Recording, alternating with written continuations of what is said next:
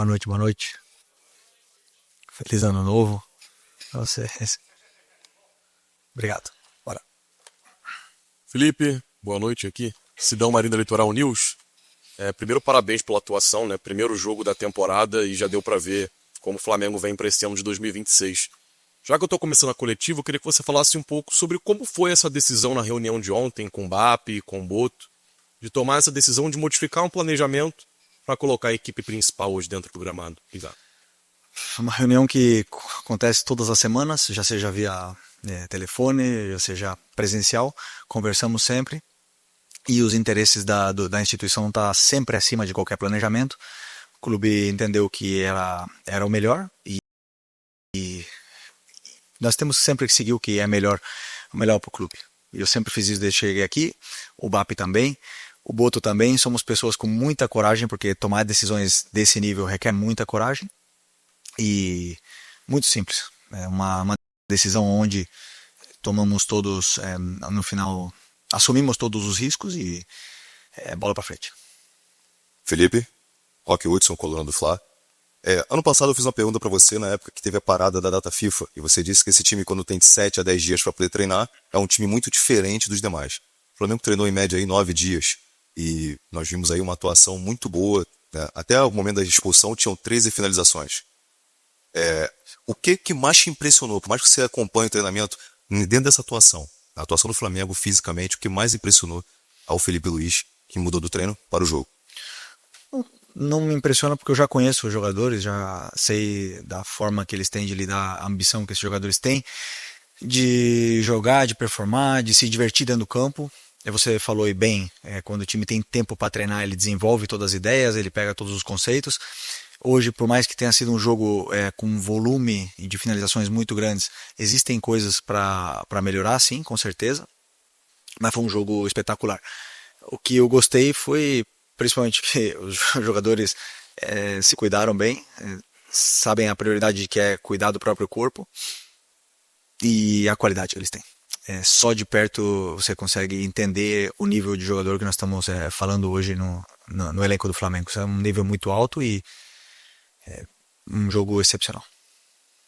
Felipe aqui, boa noite. Felipe, eu queria que você falasse um pouco sobre como que foi a relação departamento médico e comissão técnica para que você tivesse esses jogadores específicos à disposição, se você recebeu uma espécie de planilha, com quanto tempo cada jogador poderia jogar, qual era a situação deles, porque na semana passada o departamento médico deu uma coletiva e falou que estava observando de perto ali a situação de cada atleta. Eu queria saber como é que foi para montar a equipe para esse jogo de hoje. Obrigado.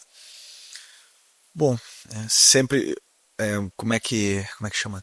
Transdisciplinar, né? Tentamos sempre conversar com todos os departamentos, depois temos aí os relatórios, mas no final das contas sou eu que tenho um olhômetro ali e falo com os jogadores, entendi a forma de cada um, alguns estavam à disposição, outros não, não estavam preparados, ou não se sentiam preparados para começar ou para ter uma minutagem mais alta. Mas é um trabalho de todos muito detalhado. O trabalho desde a fisiologia até a preparação física é um trabalho muito físico, muito detalhado, e não é à toa que nossa equipe chegou na final do Mundial na prorrogação contra o melhor time do mundo correndo, né? Então, sem machucados. Então eu tenho muito orgulho do meu preparador físico. Felipe, tudo bem? Boa noite. Gabriel Orfan, canal Paparazzo Rubro Negro. Felipe, quero fugir um pouco do assunto do jogo de hoje, porque essa é a primeira coletiva que você dá com o seu contrato novo, né? Com o seu contrato renovado. Eu queria saber como é que você viveu esse fim de ano aí, essas indefinições sobre o contrato. A gente teve as notícias, especialmente da imprensa do exterior, que seu nome entrou na lista de vários clubes da Europa, especialmente o Chelsea, né? Que teve a saída do Enzo Maresca. Como é que você viveu aí essa situação da renovação do seu contrato e o que você espera para esse seu novo ciclo no Flamengo? Obrigado. Bom, como eu falei, ano passado eu queria ficar, o Flamengo queria que eu ficasse, e pelo que eu entendi também, a torcida também queria que eu ficasse. Então o interesse estava aí todo, né? Não somos pessoas fáceis, eu não sou uma pessoa fácil, o BAP também não é, o Boto também não é, os empresários também não são, isso leva tempo, mas nesse processo todo saiu da linha. O que eu escutei e li realmente me deixou muito triste. treinadores ou jogadores que querem tomar decisões, não pode ser ou mercenário ou chutado pela porta dos fundos. Você não pode ter essas duas saídas. Então acho que primeiro tem que esperar acabar e aí as pessoas poderem declarar o que aconteceu, mas esse pré-julgamento realmente me machucou muito, me deixou muito triste com tudo o que aconteceu, mas eu acredito que foi o melhor para todos, né? Eu estou onde eu queria estar, como sempre falei para vocês, não minto nunca que eu sento aqui, e estou muito feliz por estar mais uma vez sentado nessa cadeira, colocando tudo que eu fiz em jogo até agora, e com novos desafios e com uma energia renovada. Felipe, Vitor Nicolau da Flamengo TV. Fecha a porta lá. Desculpa.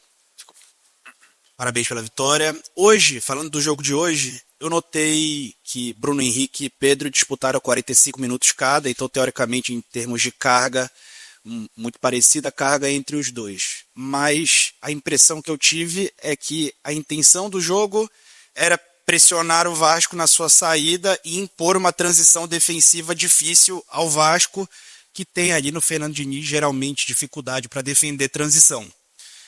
Foi essa a tua intenção com esse revezamento, teoricamente ao contrário, imaginando que o Pedro seria o potencial titular? Ou foi uma questão de carga de Pedro, de ocasião? Não, primeiro que eu tenho que exaltar o meu capitão, que é o Bruno, que é um cara que contagiou o grupo todo para estar disponível hoje, para estar com essa energia que tiveram hoje, e muito passa pela atitude que tem um verdadeiro líder, né? Um verdadeiro líder não se mede por palavras, senão por atitudes, e ele foi o primeiro que se colocou à disposição sem estar nas suas melhores condições. Ele falou que estaria disposto a ajudar 45 minutos, né? E o Pedro não estaria disposto, não está preparado para jogar 45 minutos, mas também fez um sacrifício de poder jogar os segundo 45 minutos, porque o Pedro vem de uma lesão importante, sem ritmo de jogo, sem uma lesão do braço, uma lesão da perna, que deixou ele muito tempo fora, mas também se sacrificou pela equipe e jogou os outros 45 que faltavam. Então foi um acordo entre eles, e os dois são espetaculares ídolos e continuam querendo fazer história. Felipe, boa noite, parabéns pela vitória. Você falou na primeira resposta sobre a questão do planejamento da reunião, que todos juntos decidiram pelo bem da instituição, e você fala sobre assumir riscos. Quais riscos são assumidos nessa volta, digamos que antecipada, com o elenco ainda num processo de preparação para a temporada, e já pensando no jogo contra o Fluminense? Já existe um planejamento para o jogo de domingo também? A ideia é revezar, voltar com jogadores mais frescos? O que você está pensando? Obrigado. O jogo do Fluminense eu só começo a preparar a partir de amanhã. Risco sempre existe, e no primeiro planejamento que foi feito também existia riscos. E os riscos aconteceram de uma forma negativa, onde para a instituição foi importante mudar esse planejamento com outros riscos. E todos eles têm riscos. Ano passado também teve. Eu falei para vocês aqui no Carioca do ano passado que eu ia usar o Carioca como um torneio de pré-temporada para melhorar a forma física dos jogadores, com os riscos que isso existia. Acabamos que ganhamos o Carioca. Existe risco. Eu falei para vocês, eu posso ser que o meu trabalho esteja em jogo, mas eu queria correr esse risco. Então, todos as decisões, como eu falei, elas requerem muita coragem das pessoas que estão aqui para tomar.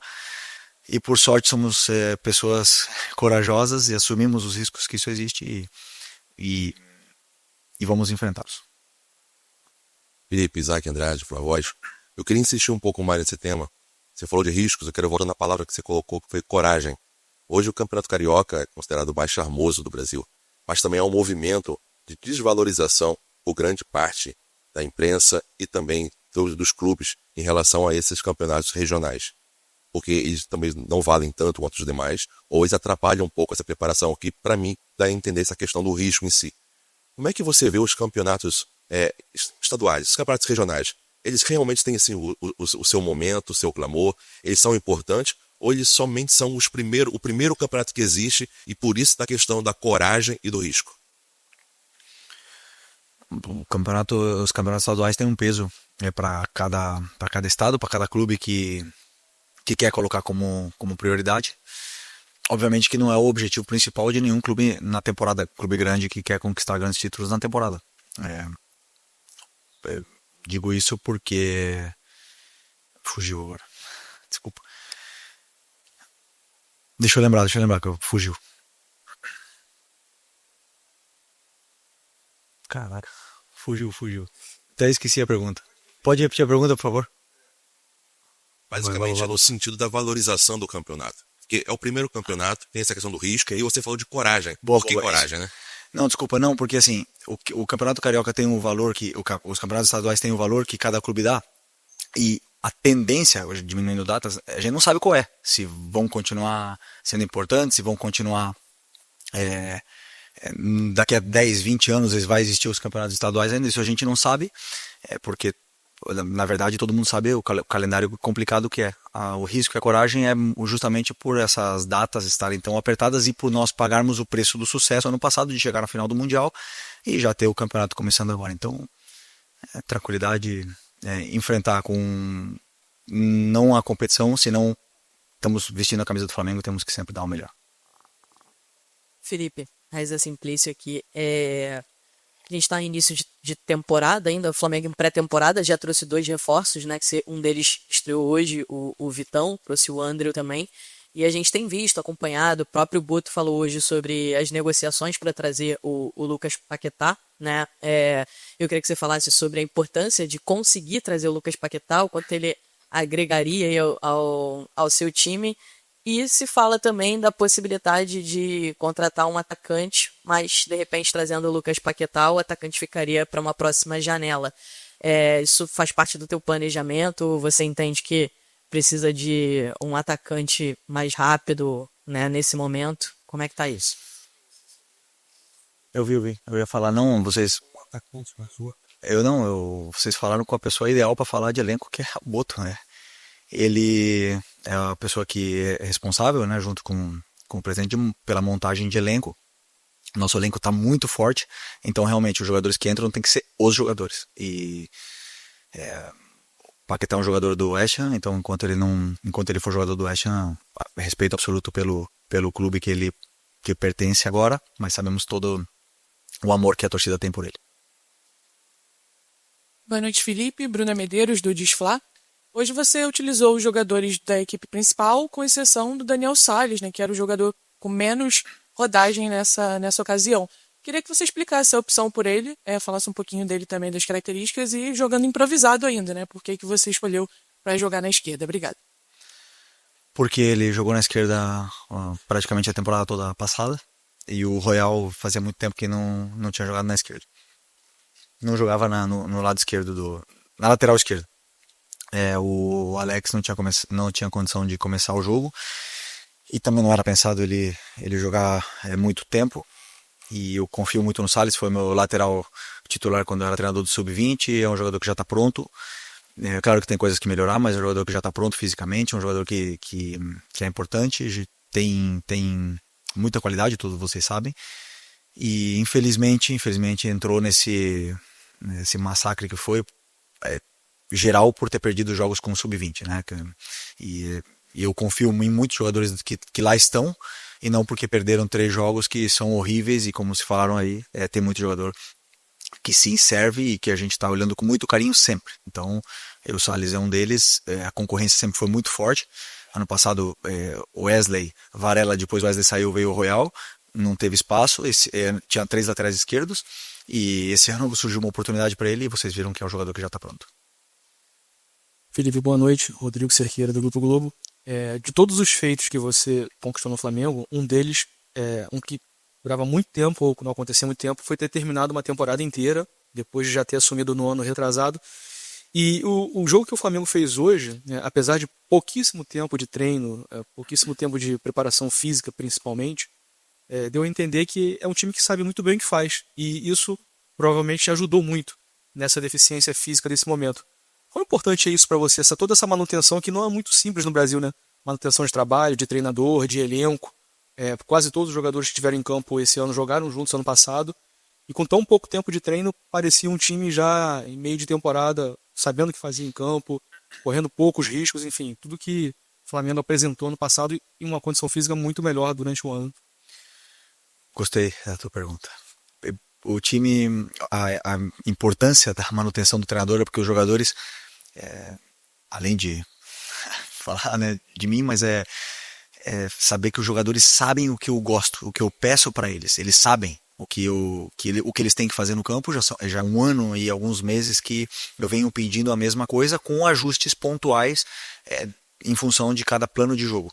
E isso é um time que no outro dia ficou escuro lá no treino. Eu falei que não precisava de luz, os jogadores já sabem perfeitamente jogar e se posicionar no campo sem luz, poderíamos ter treinado. Então isso é uma coisa que eu gosto de falar para eles, eles sentem isso também, eles mesmos já reconhecem as soluções que a gente treina e dão a solução para o treinador, e isso me deixa muito feliz. E por isso também que eu estou muito honrado de continuar liderando esse grupo e sentando nessa cadeira aqui, que é a cadeira com mais pressão do mundo. Aqui, Felipe, boa noite. Marcos Martins, do canal da KCRN, parabéns pela vitória.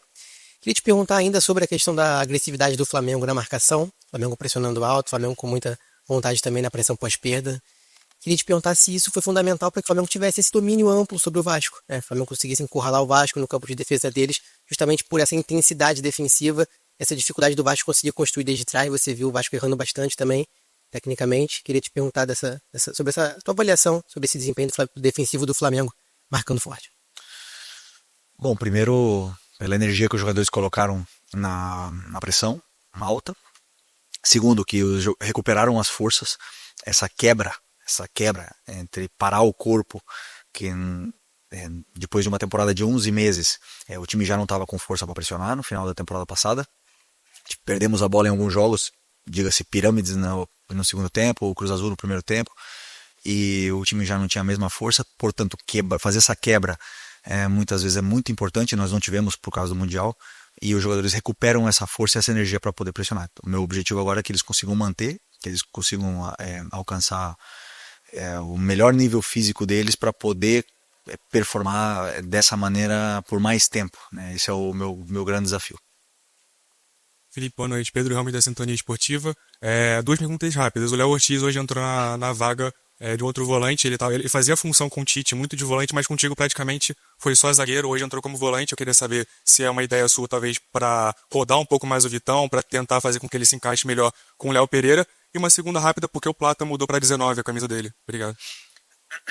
Não, o Léo não é volante e comigo não vai jogar de volante. Ele é zagueiro.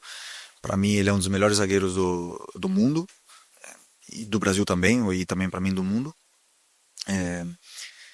E hoje eu estava na dúvida entre ele e o Michael, que treinou muito bem de volante durante essa semana, mas como a gente estava com a mais, eu preferi manter uma estrutura mais sólida, já com a vantagem no placar, com ele ali fazendo essa... Na verdade era uma construção com 3 zagueiros. Mas eu não vejo ele como volante, ele não compete por posição como volante, nem vai competir, a não ser que realmente precisamos de um sacrifício dele. Portanto, o Vitão compete por posição com o Danilo, com o Léo e com o Léo. Então, gostei muito do jogo do Vitão falando nisso. Desculpa, do Plata não tenho nem ideia. Nem sabia, eu vi hoje que ele tinha mudado de camiseta. Oi, Felipe, aqui Sérgio Lobo. Eu queria saber um detalhe sobre o planejamento, voltando a falar de planejamento, que é o seguinte: a gente vai ter uma parada para a Copa do Mundo e até lá vão ser disputadas 18 rodadas do Campeonato Brasileiro. A 19ª vai ser 50 dias depois, ou seja, depois do Mundial mais um período. A preparação do Flamengo, especificamente do Flamengo, está sendo meio que full para esse período, até essa parada para a Copa do Mundo, e depois vai ter um recomeço para esses 50 dias após o segundo semestre. E só um detalhe sobre a vestimenta: a gente está te vendo aqui hoje pela primeira vez e todo mundo te viu hoje repaginado. Esse vai ser o teu uniforme para a temporada?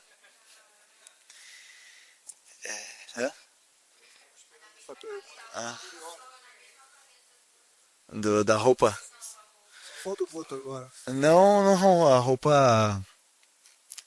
vocês sabem bem, eu não gosto de tomar decisão de roupa. Ficar perdendo tempo com escolher roupa é difícil, né? Então, a minha esposa aí que fez esse look pro Campeonato Carioca, né? Então... Vale, né? É isso. Eu não sou influencer, não sou. Aí ficou bem, pelo que eu vi ali nas fotos, não tá errado não. Mas depois falei até pros jogadores depois do Mundial, aquela camisa preta eu tava levantando o braço, já tava aparecendo a barriga, de tantos jogos que fez durante a temporada, então ela foi aposentada junto com a calça e vai ficar guardada lá em casa. Até esqueci agora outro. Ai, caramba.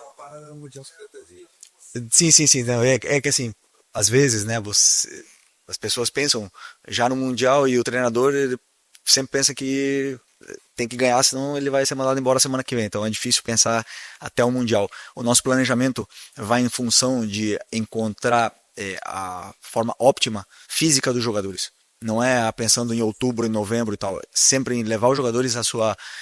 Eles já têm uma memória muscular muito boa, porque são jogadores que jogaram 76 jogos, não é fácil de perder tudo que eles ganharam na temporada passada. Mas o planejamento é deixar os jogadores em condições perfeitas para desempenhar o que o treinador pede dentro do campo. Ou seja, eu peço muito para eles. Alguns jogadores são muito sacrificados, muitos, dentro do plano de jogo que eu tenho. E eles precisam estar fisicamente numa condição óptima para poder performar dessa maneira. Então, aí vai o planejamento. Não vai em função de chegar no Mundial, isso aí a gente já vai ver como vocês dizem, esperamos que devemos ter vários jogadores que vão jogar essa Copa do Mundo. Então, quando chegar lá, né, se Deus quiser, esteja sentado aqui ainda e a gente vai tomar decisões.